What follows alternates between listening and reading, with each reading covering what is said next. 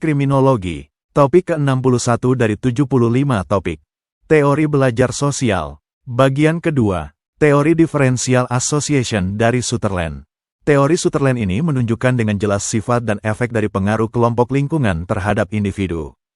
Teori ini sendiri sebenarnya tidaklah merupakan suatu teori yang unik atau baru. Akan tetapi teori Sutherland ini mencoba untuk memberikan suatu perumusan yang logis dan sistematis dari rangkaian hubungan-hubungan yang memungkinkan kejahatan dapat diterima dan dimengerti sebagai tingkah laku yang normal dan dipelajari, tanpa menyinggung teori-teori kelainan biologis atau psikologis. Teori ini semata-mata sosiologis sifatnya, sebab berpusat kepada hubungan-hubungan sosial, yaitu frekuensi, intensitas dan arti penting daripada asosiasi, dan tidak kepada kualitas-kualitas atau ciri-ciri si individu, atau kepada sifat-sifat dunia alamiah yang konkret dan dapat dilihat. Aspek-aspek struktural daripada asosiasi manusia, yang lazim disebut organisasi sosial, yaitu suatu kumpulan maksud-maksud atau tujuan-tujuan dan kepentingan-kepentingan bersama dari anggota-anggota suatu kelompok yang memberi arti dan tekanan pada asosiasi atau pergaulan mereka. Jadi disorganisasi asosiasi bukanlah berarti non-organisasi atau tidak ada organisasi, melainkan merupakan asosiasi-asosiasi yang berlainan dan untuk maksud-maksud atau tujuan-tujuan yang berlainan.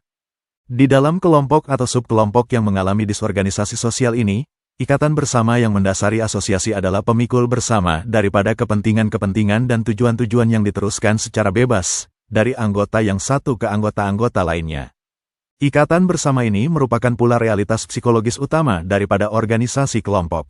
Dan di dalam kondisi ini di mana terdapat organisasi-organisasi sosial yang berlainan atau berbeda, maka tidaklah dapat dihindari bahwa beberapa anggota kelompok akan mengikuti dan mendukung pola-pola tingkah laku yang kriminal, ada yang akan bersikap netral atau tidak melibatkan diri di dalam kejahatan, sedang ada pula yang akan bersikap tegas anti-kriminal atau tegas-tegas menjunjung tinggi hukum. Jadi, fakta dasar daripada adanya organisasi sosial yang berbeda di dalam masyarakat sekeliling kita ialah bahwa asosiasi berbeda menimbulkan kriminalitas pada individu. Dan asosiasi berbeda ini merupakan konsekuensi yang logis daripada prinsip belajar dengan asosiasi. Yang dimaksudkan dengan asosiasi diferensial adalah, orang yang bergaul dengan pencuri kemungkinan besar akan menjadi pencuri juga. Sebaliknya orang yang lebih sering bergaul dengan orang muslimin misalnya, daripada dengan orang Protestan, akan menjadi orang muslimin juga. Ini disebabkan karena masyarakat kita secara berbeda dibagi dalam kelompok muslimin dan kelompok Protestan, dan karena berlakunya prinsip asosiasi berbeda. Jadi, prinsip asosiasi berbeda ini berlaku baik bagi kelompok-kelompok kriminal maupun bagi kelompok anti-kriminal. Sutherland mencoba untuk memberikan dasar yang objektif dan ilmiah kepada teorinya dengan menghubungkannya dengan aspek-aspek lahiriah yang dapat dilihat pada asosiasi, dan yang dapat diperhitungkan di dalam asosiasi seseorang dengan teman-teman sepergaulannya. Di dalam perumusan pertamanya tahun 1939, kejahatan adalah hasil daripada frekuensi dan konsistensi seseorang bergaul dengan pola-pola kriminal, sedang pola-pola kriminal tersebut adalah hasil daripada kebudayaan-kebudayaan yang berbeda-beda dan bentrokan-bentrokan atau konflik kebudayaan di dalam masyarakat. Perbedaan-perbedaan individual di dalam sifat kepribadian dan di dalam situasi-situasi sosial, hanyalah berarti apabila perbedaan-perbedaan tersebut memengaruhi frekuensi atau konsistensi pergaulan dengan pola-pola kriminal. Di dalam perumusan tersebut tingkah laku jahat dibatasi kepada tingkah laku jahat yang sistematis, maksudnya suatu kriminalitas yang telah menjadi way of life yang diterima oleh si individu, misalnya pencuri profesional.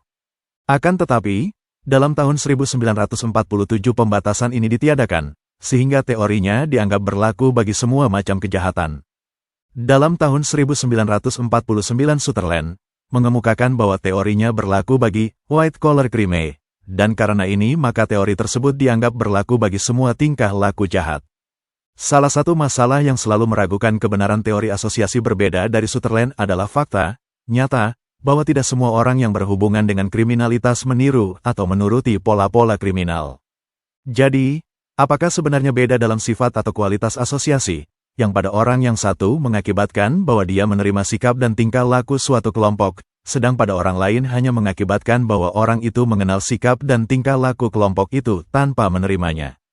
Sutherland mencoba untuk menjelaskannya berdasar frekuensi dan konsistensi asosiasi dengan pola-pola kriminal. Akan tetapi, pendapat ini hanyalah merupakan suatu asumsi belaka yang tidak dibuktikan dengan fakta-fakta. Jawaban lain terhadap masalah di atas berupa suatu sugesti, bahwa responsi yang diferensial dari individu-individu yang berhubungan dengan pola-pola kriminal merupakan fungsi dari ciri-ciri atau sifat-sifat kepribadiannya yang spesifik, jadi merupakan aspek daripada perbedaan-perbedaan individual.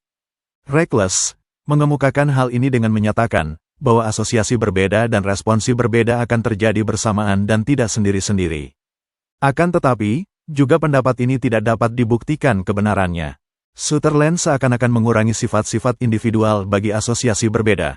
Namun walaupun demikian ia mengakui bahwa perbedaan-perbedaan sifat-sifat individual dapat memengaruhi asosiasi berbeda dengan kejahatan, seperti juga perbedaan-perbedaan dalam keadaan-keadaan lingkungan. Jadi orang dapat mengatakan juga, bahwa asosiasi berbeda hanyalah penting artinya bila mana merupakan ekspresi daripada perbedaan-perbedaan individual yang berada di dalam kepribadian orang. Akan tetapi, dalam hal ini harus selalu diingat, bahwa asosiasi kemanusiaan merupakan jalan dengan dua arah, yaitu suatu rangkaian dari aksi dan reaksi yang terus-menerus. Jadi asosiasi berbeda dan responsi berbeda yang berhubungan dengan kejahatan tidaklah hanya menyangkut individu yang jahat melainkan juga orang-orang dengan siapa ia bergaul. Dengan demikian, tidaklah cukup untuk hanya mengetahui sifat-sifat dan ciri-ciri si petindak yang individual, melainkan perlu juga mengetahui sifat-sifat dan ciri-ciri orang-orang dengan siapa ia bergaul, dan asosiasi antara ciri-ciri serta sifat-sifat mereka itu. Dan justru asosiasi inilah yang sukar untuk dapat diterangkan. Sebagai ilustrasi yang paling mudah kita dapat melihat film Hollywood produksi Warner Brothers yang dirilis di Indonesia bertepatan dengan buku ini ditulis pada tahun 2019, yang berjudul Joker. Di film Joker, dapat sedikit menjelaskan pemikiran Sutherland, karena kita dapat mengetahui mengapa seorang Joker, yang notabene adalah musuh dari pahlawan superhero yang bernama Batman, menjadi jahat yang sebetulnya bukanlah keinginan dari orang yang semula penuh ulas, asih, dan berbudi yang oleh karena banyak hal, menjadikan orang baik tersebut sebagai sesosok monster kriminal yang kemudian dikenal dengan Joker. Mahasiswa yang budiman, sebagaimana tokoh utama dalam film Joker, memang benar bahwa banyak orang menjadi jahat karena berhadapan dengan suatu rangkaian keadaan-keadaan atau asosiasi-asosiasi yang disebut tingkah laku sistematis. Tetapi sebaliknya adalah benar pula, bahwa banyak tingkah laku jahat bersifat impulsif dan irasional. Asosiasi berbeda tidak dapat diterapkan terhadap tingkah laku yang psikologis bersifat impulsif dan irasional, hanya karena tingkah laku tersebut kebetulan dirumuskan sebagai jahat. Ini berarti, bahwa mungkin teori Sutherland berlaku bagi macam-macam kejahatan, tetapi tidak perlu berlaku bagi semua kejahatan. Berikut ini disajikan postulat-postulat yang dikemukakan oleh Sutherland dalam kerangka teorinya yang dikenal sebagai asosiasi yang berbeda. 1. Kejahatan dipelajari. Secara negatif, hal ini berarti bahwa kejahatan tidaklah diwariskan. 2. Kejahatan dipelajari dalam interaksi dengan orang-orang lain melalui proses komunikasi.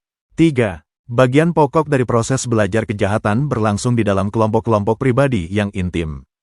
4. Proses belajar kejahatan meliputi 1. Teknik-teknik untuk melakukan kejahatan yang seringkali sangat rumit dan sebaliknya, seringkali juga sangat sederhana. 2. Arah motif, dorongan, pembenaran dan sikap-sikap. 5. Arah khusus motif dan dorongan dipelajari dari definisi-definisi tentang menguntungkan atau tidaknya aturan-aturan hukum yang ada. 6. Seseorang menjadi delinkuan oleh karena ia lebih mempunyai definisi yang mendukung pelanggaran hukum dibandingkan dengan definisi-definisi yang tidak mendukung pelanggaran hukum. 7. Pengelompokan yang berbeda-beda mungkin beraneka ragam dalam frekuensi, lamanya, prioritas, dan intensitasnya. 8. Proses belajar kejahatan melalui pengelompokan dengan pola-pola kejahatan atau anti-kejahatan menyangkut semua mekanisme yang terdapat dalam proses belajar apapun. 9. Walaupun kejahatan merupakan pencerminan kebutuhan-kebutuhan dan nilai-nilai umum, akan tetapi tidak dijelaskan oleh kebutuhan-kebutuhan dan nilai-nilai tersebut, oleh karena perilaku yang bukan kejahatan pun merupakan pencerminan nilai-nilai dan kebutuhan-kebutuhan yang sama. Itulah materi ke-61 teori kriminologi. Channel ini membantu memahami mata kuliah bagi para mahasiswa di perguruan tinggi manapun di Indonesia, maupun masyarakat umum. Video tutorial ilmu hukum, ilmu pemerintahan, ilmu komunikasi, ilmu manajemen, ilmu administrasi, dan lainnya disajikan di channel. Video tutorial dituturkan dan disubtitelkan agar dapat ditonton, dibaca, sambil didengarkan. Untuk pemahaman yang lebih baik, putar dan dengarkan video tutorial berulang-ulang. Subscribe dan like, agar Anda mendapatkan update tutorial lainnya. Bagikan link video ini, agar teman lain juga mendapatkan manfaat channel ini. Sampai jumpa.